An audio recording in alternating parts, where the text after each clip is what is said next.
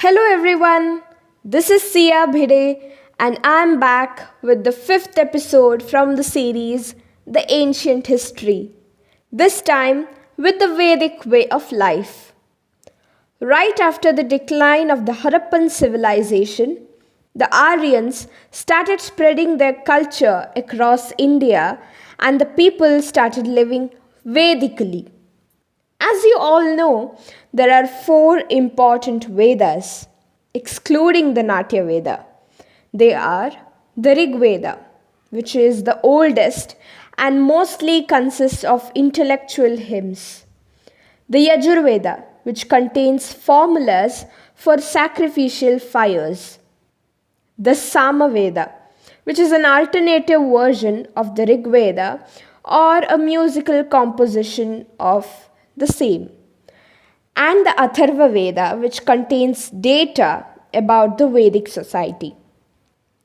These Vedas were composed in the land of the Sapta Sindhu, that is, the land where river Indus, river Saraswati, and its five tributaries flow, by a number of scholars and seers.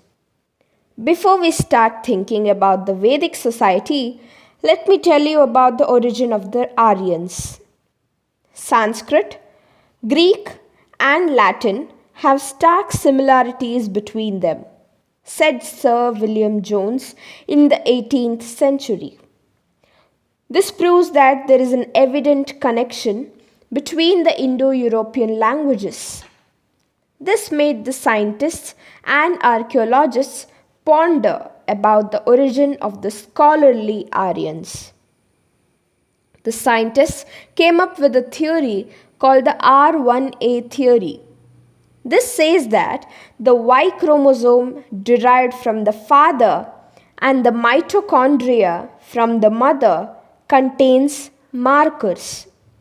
So, the people having these R1A markers now live in Indo-European countries, which says that the maternal mitochondrial markers basically refers to the pre-Aryan inheritance and the paternal chromosomal markers refers to Indo-European men, which proves that foreign men settled and married with the local women.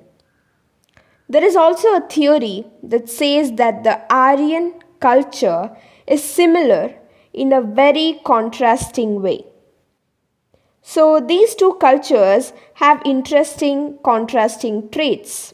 For example, Vedic Indian origin Hindus worshipped the Devas and condemned the Asuras, whereas the Iranian origin Zoroastrians worshipped the Ahura Mazda, which is Asuras, and condemned the Daivas. The Zoroastrians wear a kushti, which is very similar to the Hindu Janno. The major difference between the Harappans and the Vedic Aryans is that the Harappans were very intelligent people and preferred money over arms, but the Aryans convey through writings far more intellectual thing, that is writings, that they preferred arms over money. So is there any connection between the Harappans and Aryans, you might ask?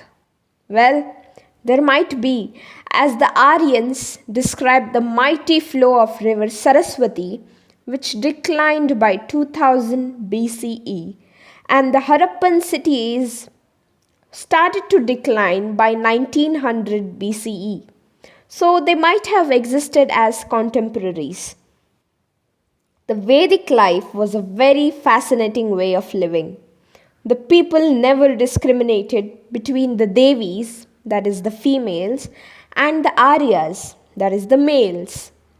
Devis participated in all spheres of work, from the government to the farming sector. During the Rigvedic times, the positions like Brahmin, Kshatriya were not hereditary, but were based on pure merit. There was no mentioning of the words Vaishyas or Shudras. But there is a mentioning of the four Varnas in the later Rigvedic period in the Purusha Sukta. Equality in the Rigvedic age meant that the women were free to live as they willed, which is very much similar to the present age. Women then could remarry if the husband died or abandoned them. In fact, there were also many women who remained unmarried and achieved great heights in the field of literature. Many religious rituals were considered to be incomplete if the woman of the house did not sit beside the man of the house. It was in the later Vedic periods that the women were frowned upon when they wanted to study or debate on intellectual topics. In fact, she was described as the one who pleases her husband, delivers preferably male children, and never talks back by the Shatapatha Brahmana text, which is totally absurd and extremely ridiculous. The concept of marriage was introduced only when a sage named Shvetaketu enforced the Brahman law of marriage, where monogamy was hailed and polygamy was condemned. Until then, people had live-in relationships and were not bound to one single partner the whole life. They had the freedom to choose another partner. I'll write about the women and the gods of the Vedic period the next week and keep you updated. Until then, stay safe, stay happy. Hope you liked the video.